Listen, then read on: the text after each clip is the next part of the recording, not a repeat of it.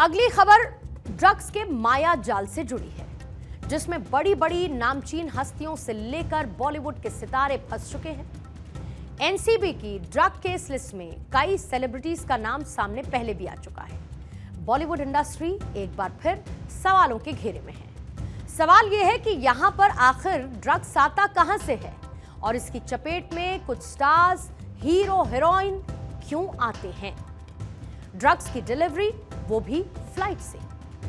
दरअसल बॉलीवुड और साउथ फिल्मों की एक्ट्रेस रकुलप्रीत सिंह के भाई अमनप्रीत सिंह बड़ी मुसीबत में फंसते हुए दिखाई दे रहे हैं। अमनप्रीत सिंह का नाम हैदराबाद के ड्रग रैकेट में सामने आया, जिसके बाद अमनप्रीत को साइबराबाद पुलिस ने गिरफ्तार कर लिया है। नारकोटिक्स ब्यूरो ने एक जॉइंट ऑपरेशन में रकुलप्रीत के भाई अमन को गिरफ्तार किया। ड्रग पैडलिंग मामले में कुल 5 लोगों को पकड़ा गया और जांच में इस बात का खुलासा हुआ कि अमनप्रीत सिंह उन 13 लोगों में शामिल थे जिन्होंने ड्रग्स का सेवन किया और वो टेस्ट में पॉजिटिव पाए गए। अमनप्रीत के संबंध अगर ड्रग पेडलर के साथ मिलते हैं, ये साबित होता है कि वो कस्टमर नहीं बल्कि सप्लायर भी हैं, तो ये जांच का दायरा एक्सपैंड होगा। फिलहाल अमनप्रीत को 14 दिन की जुडिशियल कस्टडी में भेज दिया गया। हैदराबाद पुलिस के मुताबिक अमनप्रीत सिंह के पास से कमर्शियल क्वांटिटी से काफी ज्यादा कोकेन बरामद हुआ। पुलिस इन्वेस्टिगेट ये कर रही है कि अमनप्रीत इतनी ज्यादा ड्रग का करने क्या वाला था और वो ये ड्रग्स कहीं और सप्लाई करने के लिए खरीद रहा था क्या। अमनप्रीत के साथ 4 और लोग अनिकेत रेड्डी, प्रसाद, मधुसूदन और निखिल दमन पकड़े गए। ये सभी कारोबारी हैं। इन लोगों के पास से करीब 200 ग्राम कोकेन मिली, जिसकी कीमत करीब 35 लाख रुपए बताई जा रही है। ड्रग सिंडिकेट का कनेक्शन नाइजीरिया से जुड़ा है। रैकेट का सरगना डिवाइन एबुका अभी फरार है और पुलिस ने ड्रग रैकेट के सरगना एबुका के राइट हैंड, जो कि एक महिला है, ओनुहा ब्लेसिंग को गिरफ्तार कर लिया है। ड्रग पेडलर लेडी ओनुहा पेशे से हेयर स्टाइलिस्ट हैं और बेंगलुरु में काम करती है। पुलिस के मुताबिक ओनुहा दिल्ली और गोवा से ड्रग लाकर देश भर में सप्लाई चेन को संभालती थी और खुद भी ड्रग्स की डिलीवरी करती थी। ड्रग सप्लायर ब्लेसिंग फ्लाइट से भी ट्रैवल करती थी और शहरों में फूड डिलीवरी बॉय कस्टमर तक इन ड्रग्स को पहुंचाती थी। पहचान और लोकेशन ट्रेस ना हो, इसके लिए लेडी ड्रग पेडलर ओहुना इंटरनेशनल सिम कार्ड का इस्तेमाल करती थी। हालांकि अभी तक अमनप्रीत की गिरफ्तारी के बाद से रकुलप्रीत से पूछताछ की कोई जानकारी सामने नहीं आई है। आइडेंटिटी छुपाने के लिए एक फेक पासपोर्ट बनाया था, एक अफ्रीकन कंट्री गुइन बोल के, वहाँ एक पासपोर्ट बना के वो पासपोर्ट भी ट्रांसपोर्ट कर रहा। लेकिन हमारा कस्टम्स एंड पूरा पुलिस सब लोग, ये एंटी नार्कोटिक ब्यूरो, उनका ट्रैवल हिस्ट्री और पूरा ये प्रोफाइलिंग निकाल के उनको गेस करके अब हमारे को लोकल इंफॉर्मेशन दिए थे। हम भी एक नज़र रखें। सब लोगों अगर आज राइड करें तो वो पूरा 5 लोगों को अरेस्ट करा।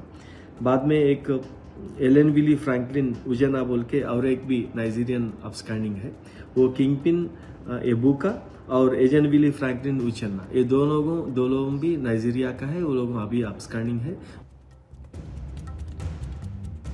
अमनप्रीत सिंह साउथ सिनेमा के एक्टर हैं और तेलुगु फिल्म इंडस्ट्री की कई फिल्मों में काम कर चुके हैं। अपनी बड़ी बहन रकुलप्रीत के साथ स्टारिंग यू नाम से एक टैलेंट डिस्कवरी प्लेटफॉर्म भी चलाते हैं। ये प्लेटफॉर्म कलाकारों को प्रोड्यूसर्स, कंटेंट क्रिएटर्स और डिस्ट्रीब्यूटर्स से कनेक्ट करता है। आज से 4 साल पहले रकुलप्रीत और अमनप्रीत का एक प्रोग्राम का वीडियो भी सामने आता है, जिसमें दोनों सवालों का रैपिड फायर राउंड खेलते हैं। होस्ट पूछती हैं कि दोनों में से पहले कौन अरेस्ट होगा। रकुलप्रीत अपने भाई अमनप्रीत की ओर इशारा करती है। आप सोचिए, 4 साल पहले इस वीडियो में अनजाने में कही गई बात आज सच साबित हुई और तेलंगाना एंटी नार्कोटिक्स ब्यूरो ने अमनप्रीत को ड्रग केस में गिरफ्तार कर लिया है। वहीं अमन के केस में अब तक रकुलप्रीत की तरफ से कोई ऑफिशियल प्रतिक्रिया नहीं आई। इससे पहले ड्रग केस में रकुलप्रीत से भी पूछताछ हो चुकी है। रिया चक्रवर्ती ने एनसीबी को रकुलप्रीत का नाम बताया था। 25 सितंबर 2020 को मुंबई की नारकोटिक्स कंट्रोल ब्यूरो से रकुल से पूछताछ की गई थी। हैदराबाद में साल 2017 में एक ड्रग रैकेट का खुलासा हुआ। इसमें कथित तौर पर मनी लॉन्ड्रिंग के मामले में भी ईडी ने 3 सितंबर 2021 को रकुल प्रीत से पूछताछ की थी। जांच के बाद एक्ट्रेस को क्लीन चिट दे दी गई थी। रकुल प्रीत सिंह 2017 में तेलंगाना की बीआरएस सरकार के नो ड्रग कैंपेन की ब्रांड एम्बेसडर रह चुकी हैं। इस केस में तेलुगु फिल्म इंडस्ट्री के कई सितारों सहित कुछ विदेशियों के नाम भी सामने आए थे। अगर आप पूरी टाइमलाइन पर सिलसिलेवार तरीके से नजर डालेंगे तो पिछले कुछ सालों में ड्रग सिंडिकेट का कनेक्शन बॉलीवुड ही नहीं बल्कि टॉलीवुड तक देखा गया। इसी साल मार्च में बॉलीवुड से टॉलीवुड तक फिल्मों के प्रोडक्शन की आड़ में हजारों करोड़ रुपए का ड्रग रैकेट चलाने वाले एक फिल्म प्रोड्यूसर जफर सादिक को गिरफ्तार किया गया था। उनकी पहुंच सिनेमा से लेकर सियासी दिग्गजों तक थी। ड्रग सिंडिकेट चलाने वाला जफर सादिक नशे के कारोबार से कमाए हुए पैसों को फिल्म इंडस्ट्री, रियल एस्टेट और दूसरे बिजनेस में इन्वेस्ट करता था।